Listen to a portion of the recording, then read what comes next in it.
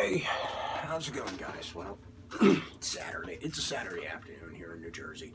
Weather is nice. Had to move some slate around and from the front yard to the back, so I still got a lot of work, and I'm a little tired. But on the other half, I'm starting to feel a little bit better. So whether you call this workbench journal, intermission, or tales from stash, it really don't matter. It's just me behind a camera here. Like I said, I'm starting to feel a little better. I'm starting to get out of that funk a little bit more. And I figure if I'm going to do that, I'll start working on an old kit. So I started working on I started tinkering with the old Monogram kit. Don't mind me. I started working on, as I repeat myself, sorry folks. So I started working on this a little bit. I'm not going to go full bore, full committed into it, like usually I do with most of my builds.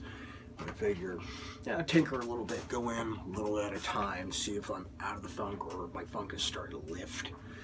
But at the same time, I'm still not quite. So we'll see what happens from there. I'm just going a little at a time. Otherwise, I'm doing pretty good. Second thing, I know some of you are going to ask why the Monogram F106 Delta Dart kit. In my opinion, it's probably one of the best kits I've built. It's not an easy kit to build, but I have built 4 of them. And I've actually built one for a late friend who was a veteran. And I miss him dearly. He was one of my karaoke buddies. And he was really thrilled because I was talking about the F106 a little bit, and he started talking about how he used to guard Tim McGuire for me. And I mentioned the squadron, and kind of a chain reacted from there. I built it for him, and he was thrilled. He was happy. So he remembered, and the best part about it, he remembered everything about how it looked, and I got lucky. I found the sheet decals for it, and I just went with it since. But back to the kit. I like the kit because it's a challenge, but at the same time it's rewarding because it's not a difficult kit to build. You know, it's not a short run, but it is a Monogram kit. And right now I'm just looking through everything. Unfortunately, I lost the AIM-4 Falcon missiles for this kit, even though I still got the Genie missiles. So I'm probably going to pilfer from the Trumpeter kit. Maybe. And of course, the other reasons why I like the Monogram kit, besides the challenge, the detail is very good. It's cheap. However, that may not be the case for a while until Revell, which got bought by another investment firm, hopefully they'll get everything stabilized, and Revell Germany will actually set up a couple shops here in the States to make life easier for us model builders. I'm hoping. But long story short on them, on Revell and Monogram, Habico went bankrupt. Revell Germany still operates the same manner. They got picked up by a company called Blitz, an investment firm in Germany, blah, blah, blah. That's all I know. So I recommend reading about what happened with Habico and Revell. Go with that from there. But back to the kit. You know, it's pretty simple. I'm not going, like I said, this is the reason why, and the good part about this, the Monogram kit is, even though the fit's challenging, the detail's good, as I said before, a couple of other videos, I grew up building these kits. So I'm going to give you a few pointers on the Monogram F106 kit. Most of it as I talk some more here, and I'm hoping it'll just, like I said, I'm hoping to lift out of my funk a little bit and see how far I'm going. I'm going to point out, though, this kit is not an easy build. Test fit everything, of course. That's what I've done, because and since I had the first boxing of this kit, I don't know where I put the decals. They're lost somewhere, so, but I'm not doing that. I'm not picking the F106 and the 87th FIS. I'm actually doing the 119th or the 177th. One of the two. I don't remember which. No, 177th is the fighter wing, and the 119th is the FIS, which is the Jersey Devils. That's what I'm working on.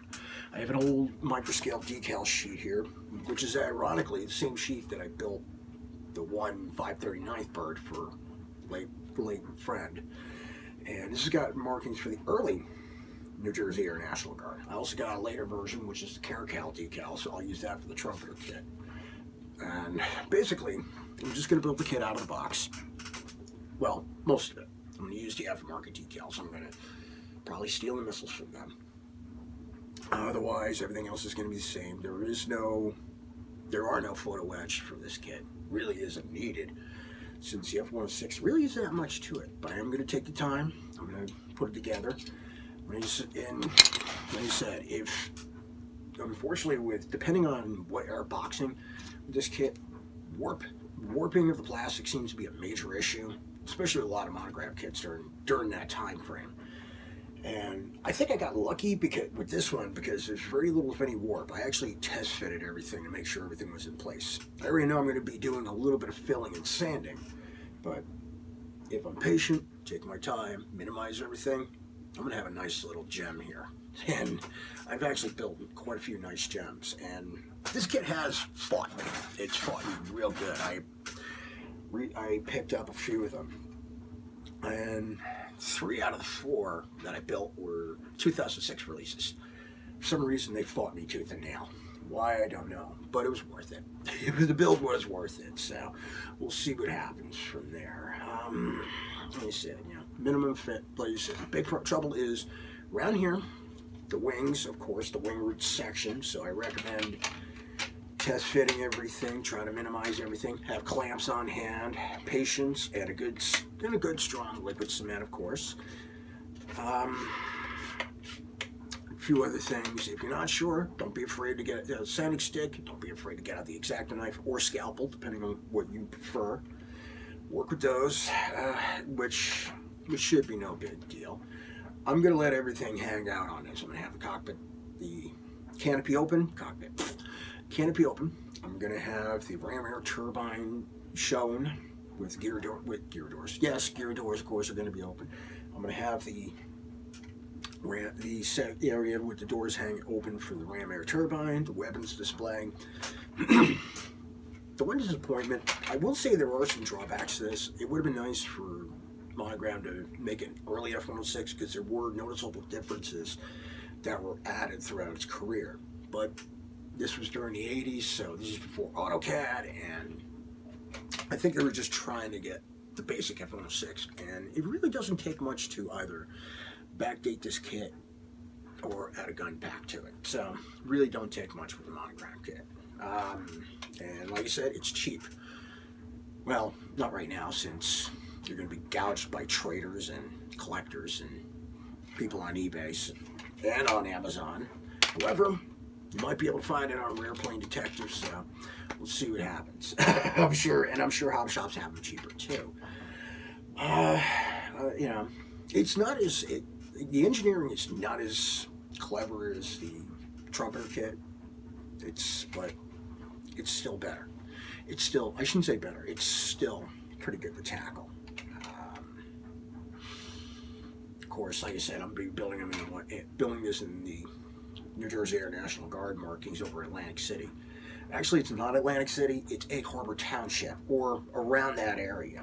I think Pomona or something like that. I don't remember offhand. But it is near the actual airport, near Atlantic City. So it's going to get interesting. I'm going to point this out about this kit, even though everything else. A few things I'm going to point out.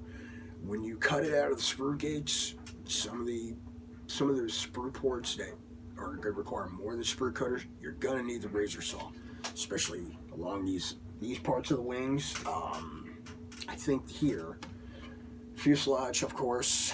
So make sure you get the razor saw cut carefully. This will minimize any filling that you got to fill in or stuff.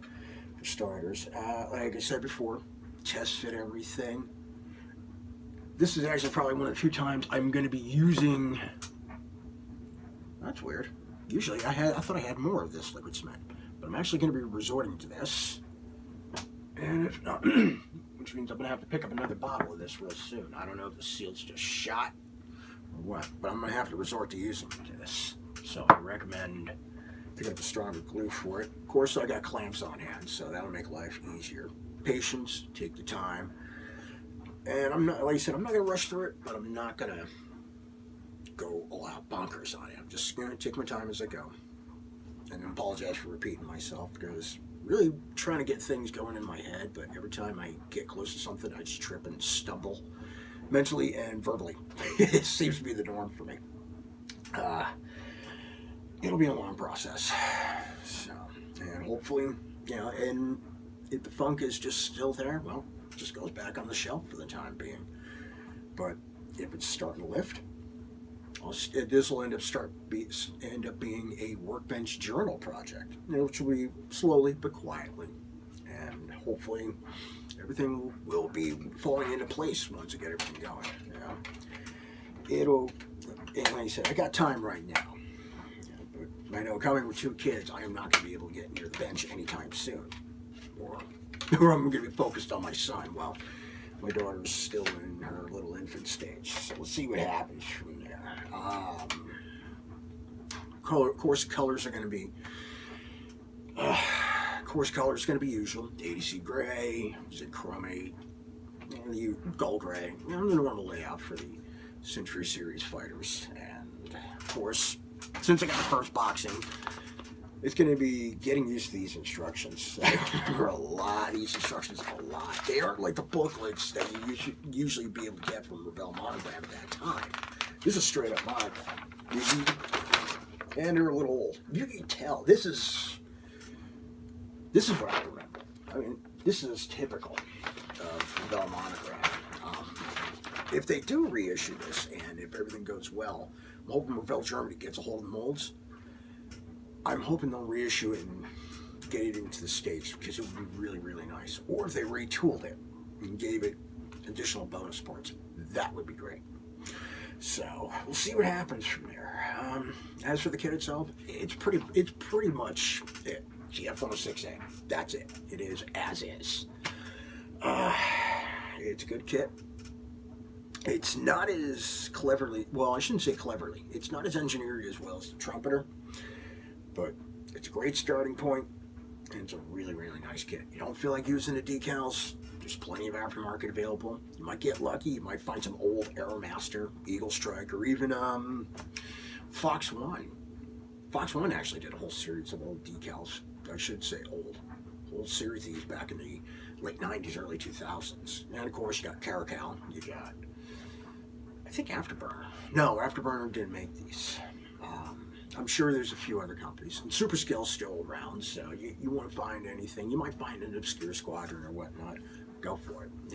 The aircraft is pretty simple to build. Paint also, like I said, it's ADC gray. I got 2 or 3 different bottles of that color. I mean, I thought about picking up one from Vallejo, but I got Life Color, I got Testers. I may go with the Life Color because it seems to be more closer to the actual color. It's pretty simple. However, it is glossy, so you're going to have to wait when you apply coats. I may actually do a black basing, which is a variation of appreciating, since it does have raised. Yeah, I'm functioning today. The sun kind of affected me, and I moved about 200 pounds slate blocks, so. Back to the kit. Since this kit has raised panel lines, and they are accurate, by the way. They're not perfect, but they're pretty damn accurate. Just wish they were engraved. I'm going to do the black basing. Basically, it's black primer, or in my case, I get a very dark gray primer. And what you do is, instead of marking the panel lines black with black paint, you just you take the color that you're using on the dark color, and you just spray in sections with like little sections here and there, and then you dust 2 or 3 coats to give it a worn look. It's pretty interesting. I recommend checking it out online. Duke's Models, for example, talks about that. I'm sure there's a couple other model builders out, model groups on YouTube or whatever social media you frequent. They talk about it. There is a trick where you're able to apply a wash to raise panel lines, but I don't remember where it is or what it's on. But if you find it, let me know. I'm willing to get a listen so I can learn it. Because the one downside to when you're building model kits with raised panel lines is it always ends up being toy-like, especially if you want to weather it.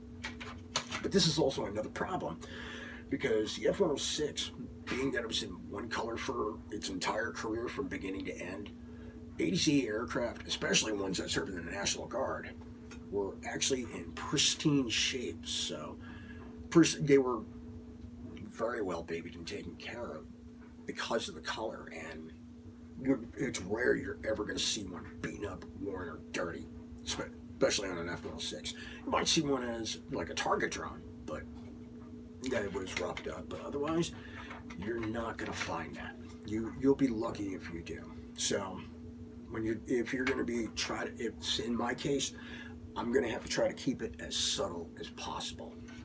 Which means I'm going to have to break out the double action airbrush, tinker with the paint a little bit, and just take my time with it. So, and of course, I'm going to have to learn to, since the anti-glare panel, since the one I'm going to be building during that 1973 time frame, where the anti-glare panel's got that curve to it around the nose section, of course I'm going to have to use masking tape, cut in thin strips, and really and try to get it in the bend a little bit. That won't be too hard.